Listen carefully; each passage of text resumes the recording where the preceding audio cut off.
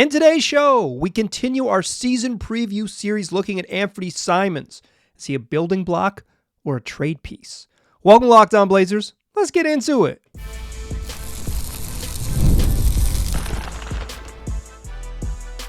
You are Locked On Trailblazers, your daily Portland Trailblazers podcast, part of the Locked On Podcast Network.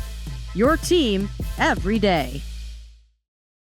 What up, world? It's your past first point guard and Trailblazers reporter, Mike Richmond. You are listening to another episode of Locked On Blazers, part of the Locked On Podcast Network, available wherever you get podcasts and also on YouTube. Thanks for making this show your first listen, coming at you 5 days a week, Monday through Friday, free on all your platforms. So make it a part of your daily routine. Make it your first listen. Tell your friends to do the same. It's Locked On Blazers, your team every day. In today's show, we are continuing our season preview series with our fourth player capsule, talking about on our Locked On Blazers countdown to tip off, talking about the Blazers season, the Blazers upcoming season, giving you a brief but thorough look at every player on the roster. We're going to talk what the player did last season, best and worst case scenarios, and we'll finish the show talking role and expectations. If you missed any of the other ones, check your feeds if you're an audio listener, or there is a playlist for your YouTube listeners or for YouTube viewers that's called Season Previews.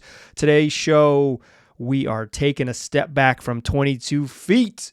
Talking Anfernee Simons. Let's start with Ant's season a year ago. Ant is a pretty polarizing figure somehow. I think that kind of happens sometimes when you're on the team a long time. And entering year 7, people got strong opinions about Anfernee Simons' present and future with the franchise. But let's look back to look forward first. In Anfernee Simons' 6th season in Portland, he averaged on the whole 22.6 points. 3.6 rebounds, 5.5 assists, shot 43% from the floor, 38.5% from 3, and 91.6% from the free throw line. He had a weird and bumpy start to the season. He got hurt on opening night, fractured his thumb against the Clippers, misses the next 18 games. So he plays night 1, then he misses a third of the season and comes back on December 6th, and then he gets rolling. Like in December, it looked like Anfernee Simons was about to take a leap to be a franchise type guy. In 10 games in December, he averages 28 points, 3.2 boards, 5.4 assists, shoots 45.8% from the floor, including 40% from 3 on 9.9 attempts per game. He's taking 10 threes a game and making 40% of them, 91.7% from the free throw line. That's a true shooting percentage of 59.5 true shooting percentage. The league averaged about 58%. It is 58% according to Basketball Reference last season. He was a hyper efficient, high volume scorer. He was shooting well above the league average in true shooting percentage and scoring 28 points per game. That is the franchise building block type of thing, but it's 10 games. It's 10 games. We saw it from Ant, but we saw it for 10 games. He gets sick at the end of December and misses the better part of a week, misses 4 games. And then he comes back in January and February and just wasn't as good. He was at times just straight up bad. His game, his production is very dependent on him being a high level, a high efficiency, high volume scorer. He needs to score at volume. He needs to score on like above average efficiency. He's not an elite playmaker, although he's improved every year in that regard. But he's not an elite playmaker, right? So you can't he's not going to just tear a team apart with playmaking. He's a bad defender. He's a negative defender. So he's going to give up some points on that end, or if nothing else, make it challenging to build a really quality defense around him. But there are plenty of players who have been bad on defense and maybe not the greatest playmakers of all time, and the way that you become a plus or even a straight up very good player is that you are an elite force. I'm thinking like the Kyrie Irving, Damian Lillards of the world. Obviously those two dudes are Hall of Famers and maybe too high of a goal for Anfernee Simons, but his impact is going to be being a great offensive player. Not a good one, a great offensive player because of the negatives on defense. And in January and February, he just wasn't. Across those 2 months, he played in 23 games and scored 20.4 points, had 3.7 boards, grabbed 3.7 boards and dished out 5.1 assists, 40.8% from the floor, 36.8% from the free throw line. That's a true shooting percentage of 54% in January and February, below average efficiency for 2 months. Kind of found it in March. He actually had a stinker the beginning of March against Memphis. And then 12 games to close out March, or to close out his March. He averaged 22 points, 4 boards, and 6 assists. And again, that true shooting percentage back up at .591 in March, an above average true shooting percentage. That's kind of the difference for him.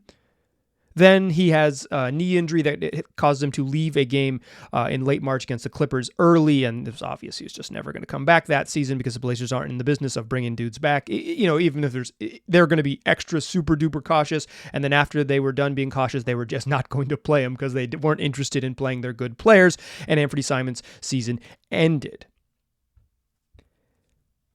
Then he went into the exit interviews, and he had a very, very interesting exit interview in which he said that at this point in his career, what he's interested in doing is winning, is being competitive. The implication being that the Blazers, who had spent the better part of 3 seasons intentionally losing at the end of games, and all of last year being a rebuilding team on the starting from the bare bones bottom, Anfernee Simons essentially said, "I'm not super interested in what we're doing here." That was the implication. I'm not interested. At this point in my career, I want to play competitive games. I want to compete. That is not a trade request. That is not a get me out of here. That is just the beginnings of someone who is seeing that their place and the place of the franchise might not align. But then nothing really comes of it. Anfernee Simons is not the personality type to have like a Eric Bledsoe, "I don't want to be here anymore" tweets. He's not I don't think he's like the level of player to stage a large public trade request, right? Like he's not Jimmy Butler. He's not a Damian Lillard. He's not a James Harden. He's not an all NBA guy, future Hall of Famer, A1 type of star, right? He is a dude who will probably never make an all-star game. Not the level of player that can have a large public trade request. But I do think it is telling that Simons, who has mostly been a guy who kind of just stays on the straight and narrow and says the right things, publicly said that maybe he's not super in line with where they're headed. Part of that dog is like, hey man, you're on the team. If you want to be competitive, go ahead and get this thing up to the level that they can compete at. But like, you don't need to be a super genius to realize that maybe Anfernee Simons' personal goals and the goals of the franchise don't align. To wit, when asked at that same press conference about the future of the franchise, actually, excuse me, that was the next one. He at that press conference, Joe Cronin mentioned a bunch of positive things that happened for the Blazers that year and did not mention Anfernee Simons' name. And at the time, it's like, that's weird. He should have done that, but maybe he forgot. And then at the following press conference, later in the summer, Joe Cronin is asked about the future of the franchise. What's next for this team? He says, we're going to do everything we can to build around Shaedon Sharpe and Scoot Henderson. He does not mention the 25-year-old, 22-a-game scorer that the team drafted and nurtured and gave a contract to and grew into a pretty darn good offensive player. He just doesn't mention him. It's not like Anfernee Simons isn't old. He's not like a timeline problem, right? He's a player under contract who's about to turn 26. It was telling that the omission by the GM twice and the preference of Anfernee Simons to play in a more competitive team that was out in the open in an obvious way for anyone with half a brain to see. And yet, all of us half-brains out here are still seeing Anfernee Simons on the roster. He didn't go anywhere, and his name didn't really come up in trade talks. I personally don't think Anfernee Simons' archetype, not quite point guards who can't defend, is a particularly valuable archetype like in the market. I don't think there's a ton of teams that are pining to add that type of player. That is not to say that they're like you can find an Anfernee Simons with ease. You can't. but you can find a facsimile of Anfernee Simons, or maybe there are more valuable archetypes that you'd rather have taking up your bench or your 4th and 5th starter spots, because Simons is to me probably not a tier 1 or tier 2 type of player that can be like, hey, I'm the best player on a team that is very, very good. It's just not that level of player. Most players aren't. But he is still on the roster. So as we look ahead, before we get into role and expectations to close the show, what I want to do in the second segment is talk about best and worst case scenarios for Anfernee Simons. He's back. He's going to play. He was pretty good at times last year, excellent. Other times not so good. What do the best case and worst case scenarios look like for Anfernee Simons heading into year 7 with the Trailblazers? That's what we'll talk about in segment number 2. Join me there, won't you? First, though, let me tell you about FanDuel, America's #1 sportsbook. You've heard me tell you about FanDuel a whole bunch if you're a long-time listener. And if you're new and you're back to the 5 days a week schedule here at Locked On Blazers, welcome. Let me tell you about America's #1 sportsbook. They got a little something different for you. Right now, through September 22nd, all FanDuel customers, that's new customers, returning customers, old customers, long-timers, short-timers, new-timers, all customers can bet $5 and get a 3-week free trial of an NFL Sunday Ticket from YouTube and YouTube TV. Then with a YouTube TV base plan, you'll be able to watch every regular season Sunday afternoon out-of-market game. All you need is a Google account and a current form of payment, and you can cancel anytime. Look, this is Monday, September 16th show, so you got about a week to make this move.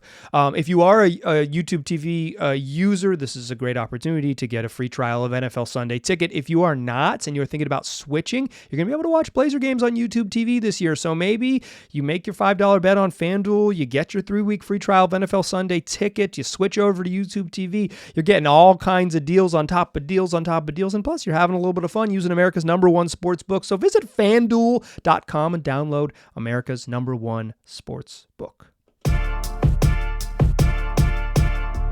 All right. What we do in the second segment of these player previews is talk best and worst case scenarios. Best case scenarios within reason.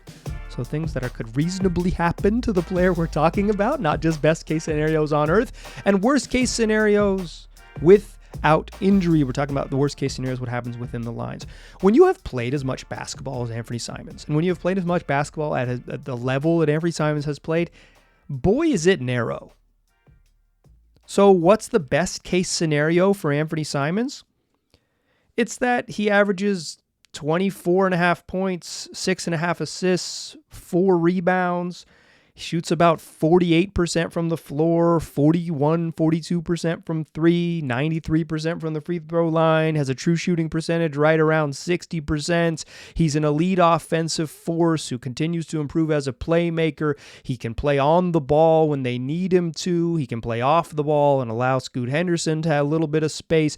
He is a complement to new additions like Deni Avdija. He makes life easier for DeAndre Ayton, and his deficiencies, where he is a negative defender and likely always going to be a negative defender, are not as accentuated because he is an awesome offensive force. The best case scenario for Anfernee Simons is that the best version of him that we've seen for little snippets, 10 games in December, a stretch there at the end of March, instead of being 20 games of the 50 he plays, it's more like 65 of the 80 that he's available. I don't think he's going to play 80 for this version of the Trailblazers, but you know what I mean. Let's call it 60 of the 67 the team allows him to play this season before shutting him down and chasing a certain mainer. That's the best case scenario. And really for me, the best case scenario hinges on something pretty simple. It's layups. Simons is a pretty good athlete, but he has never been a high-level functional athlete in-game such that he is dunking on people. He is not Ja Morant. His game around the rim is much more akin to C.J. McCollum. He's a floater king. Dude has running hook shots from 14 feet. He's got a bunch of wrong-footed floaters where he shoots with his right hand, but instead of jumping off his right foot, he's wrong-legging, jumping off that left foot. Go try that in your backyard sometime or at the local park. That's hard to do. But Simons has mastered it. But he is not someone who gets to the rim with a ton of frequency, and he is not someone who has finished at the rim particularly well, and he's not someone who shoots a bunch of free throws. His game and his strength is about taking threes off the dribble and being a great catch-and-shoot shooter and demanding some attention from opposing defenses because of that. But for me, it's layups. In the 2022-2023 season, Anfernee Simons shot a career-high 65% at the rim, according to CleanTheGlass.com. The rest of his career, the other 5 seasons of his career, he has hovered between 55 and 58% of the rim, including last season where he was 58% of the rim. The best version of Anfernee Simons is back up at 65%. He makes layups. The best version of Anfernee Simons is someone who adds an interior arsenal, an improved interior arsenal to his game that already includes a great deal of options to beat you from the outside. What's the worst case scenario for Anfernee Simons? It's not that much worse production-wise. It might take a keen eye, someone like you, dear listener, who has watched hundreds of Anfernee Simons games, to appreciate the difference. The worst-case scenario is that he averages like 21 a game, 4 assists, 5 boards, shoots 42% from the field, 37% from 3, and 90% from the free throw line, and he has a below-average true shooting percentage of like 53, 54%. And that's because he isn't this high-level, highly efficient, high-volume, high-efficiency scorer. Because he isn't that, then his deficiencies are more obvious. Simons is always going to be a negative defender, but if he isn't a force on offense, then the fact that he is a negative on defense feels much stronger. You have friends who think Anfernee Simons is the worst defensive player in the NBA. I know you do. I've seen them on the internet. Some of them have emailed me about it as well. But like, you have those friends, right? And I don't know if they're right or wrong. To me, I don't think he's the worst defender in the league, but he's certainly a bad one. I don't even think that ranking the worst defender in the league is like a meaningful exercise. The point is that Simons has always been a bad defender. The impact stats suggest he was a horrendous defender last season, and going into the year, you'll recall that he said, this is the year I'm going to prove the doubters wrong, that I can defend, and he came in and was horrendous, right? He was very, very bad on defense. Some of that is strength. Simons is just not, unlikely to grow into someone who is truly strong enough to avoid being bullied a little bit by larger players. Some of it is anticipation. I think he takes bad angles. I think he puts himself in a bad position. He can end up in bad spots because he's not a natural defensive player. Everyone wants to pretend defense is all about want to. And like, maybe when you're in high school, trying hard on defense is enough. In the NBA, it is a skill game. And he doesn't have the skill of defense. I don't think he's going to get there. That's why the best and worst case scenarios both involve him being a bad defensive player. The difference is what he can be on the other end. He's going to be bad on defense. The difference is he good enough, like in December when he averaged 28 and 5 dimes and shot 40% from 3 on 10 attempts a game? Is he good enough on offense that it's not that it doesn't matter. It's that it becomes a different calculation. Okay, well, this dude can really, really score. What if we put other defenders around him and complement what he needs, right? Like, what if if you are good enough, if you are scoring 28 a game on high level efficiency, the team you play for will be forced to build a lineup around you that complements you and can hide some of your weaknesses. If you're a 20 point per game scorer that passes okay, there's a lot of those. They'll go hunt another one down. The best case scenario for Anfernee Simons is that what he does well absolutely shines all the time. And the worst case scenario is that what he does well isn't shiny enough such that what he does poorly is obviously rusted and busted. It's pretty narrow production-wise. If he has a bad year, he's going to score 21 a game. And if he has a good year, he's going to score 24 a game. But it's the other stuff. I really value what Anfernee Simons brings on offense. Even last year when there was a certain, probably small vocal portion of the fan base that thought that Malcolm Brogdon was just like straight up better than Anfernee Simons.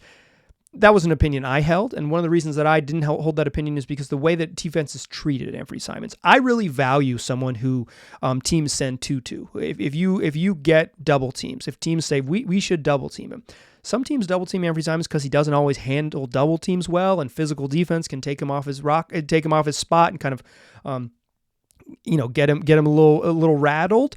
And we've seen that throughout his career. But like other players on the Blazers, Malcolm Brogdon included last year, didn't command double teams at the same rates or with the same frequency or the same aggressiveness. They just didn't feel the need to send two to the ball. Simons getting double teamed has value for his teammates. He obviously makes things easier, even with some of his warts as a playmaker and with physicality.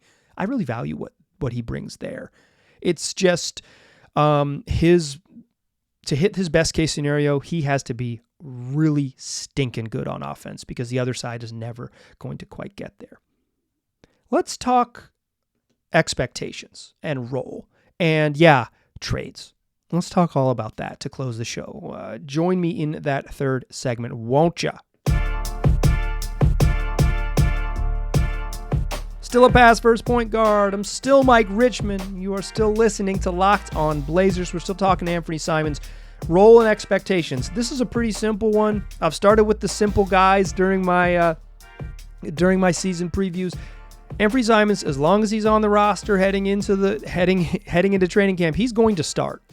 Maybe there's some question again about who he starts with. I think safe bet he starts with Shaedon Sharpe because that lineup makes the most sense, but I wouldn't be shocked if he starts next to Scoot Henderson because of franchise investment, I think is the best way to put it, like organizational investment. But every time he's going to start, and he's going to play 32 to 35 minutes. He's going to on offense, he's going to play whatever position you think he plays when Scoot's on the court and whatever position you think he plays when Shaedon Sharpe's on the court. He's going to play some on-ball point guard stuff, some lead guard stuff. He's going to play a little bit off-ball. He's going to play off the ball when Deni Avdija gets to operate a little bit. Like he's going to be a starting guard for the Portland Trailblazers. That's the role. His expectations, I expect him to land right in the middle of the best and worst case scenarios, right? He's going to average 22.5 a game on right around league average efficiency, and he's going to be bad on defense. These are relatively simple predictions. Year 7 in the league, he's not a finished product, but players typically improve more earlier in their careers than they do later in their careers. Later in the careers, it's more about sharpening what you do. I think every time has a chance to sharpen what he does. I don't think he has a chance to take this massive leap. I think last year, in many ways, changed my opinion on what Anfernee Simons' ultimate ceiling can be.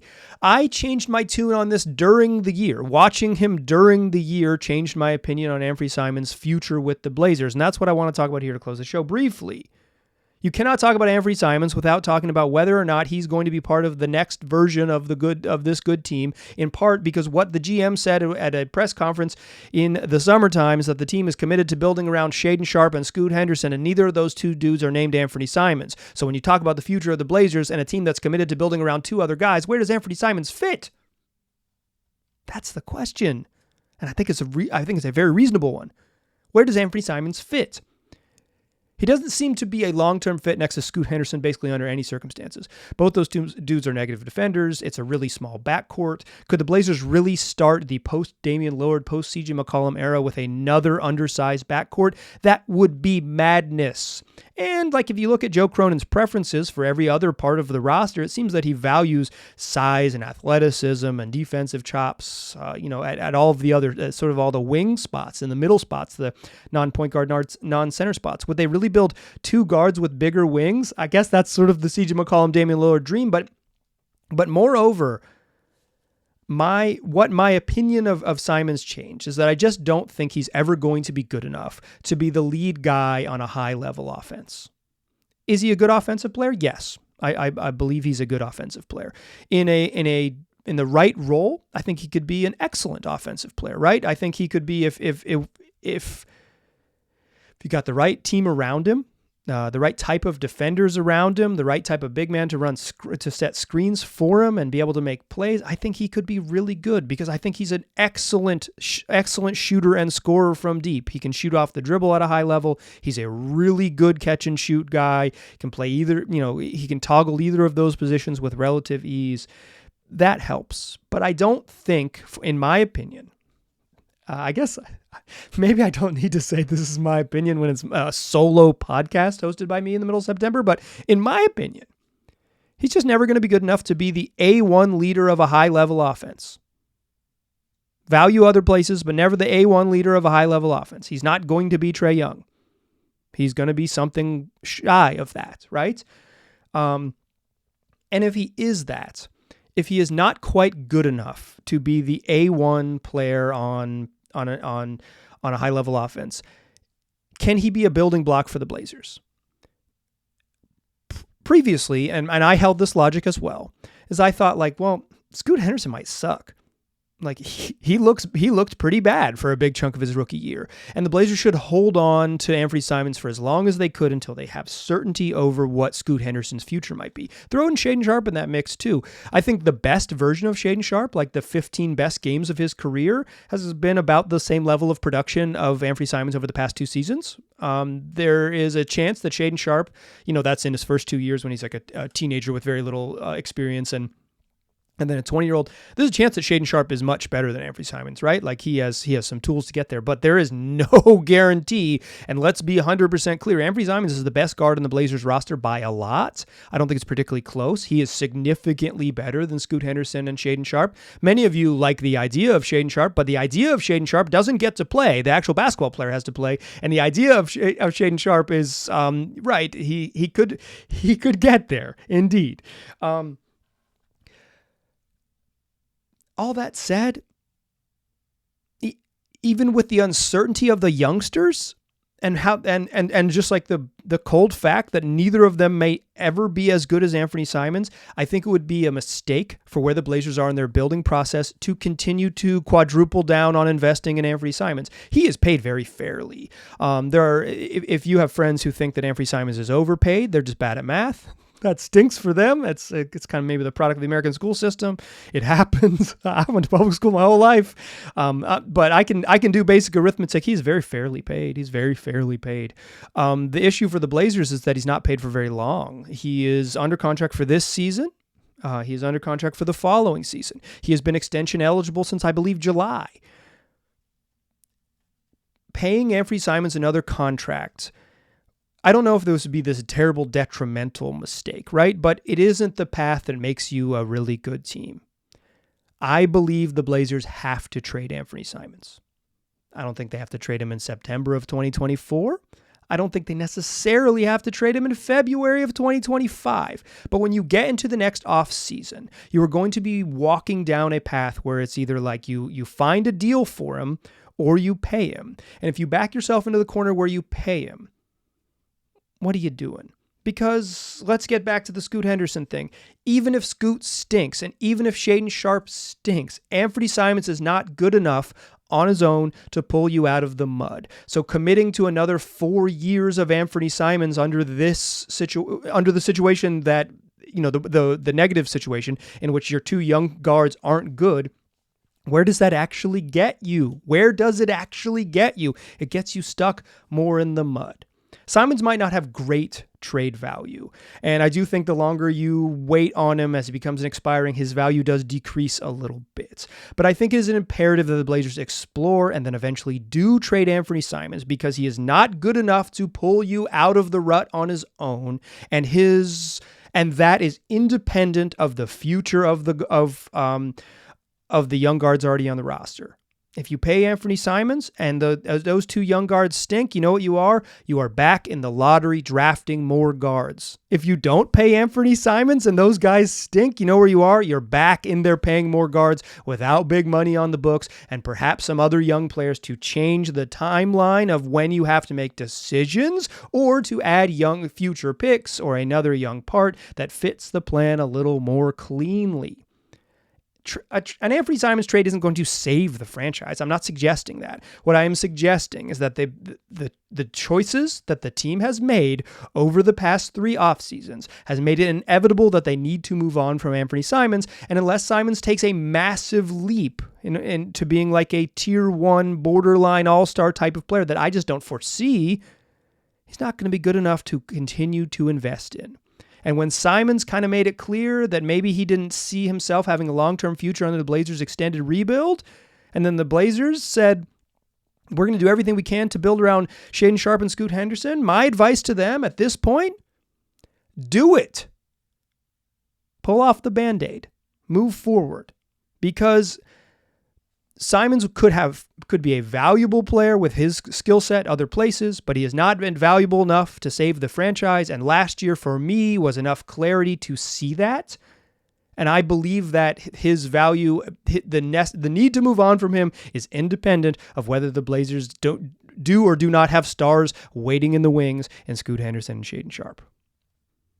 We don't usually talk about trades with roles and expectations, but with Anfernee Simons, it's unavoidable. His production's going to be there. His warts are going to be there. But what the Blazers do next probably has to be separate from what Anfernee Simons does. It's time. Somewhat time over the next 6 months. They need to make the decision that they have been unwilling to do so far. And I'll say this. A Blazers franchise unwilling to trade a talented but flawed combo guard because they drafted him and he performed above expectations? That sounds familiar to me. Come back for more shows later this week. It's what we do. We're back 5 days a week. We're back. The season's here. 5 days a week wherever you get podcasts and also on YouTube. If you're a new listener, what up? I'm so happy to have you in the building. If you're an old listener, what up? I'm so happy to have you back in the building. We do what we do. We have fun. We'll cover the team inside out, left, right, and sideways. So tell your friends about the program. I appreciate you listening. I'll talk to you soon.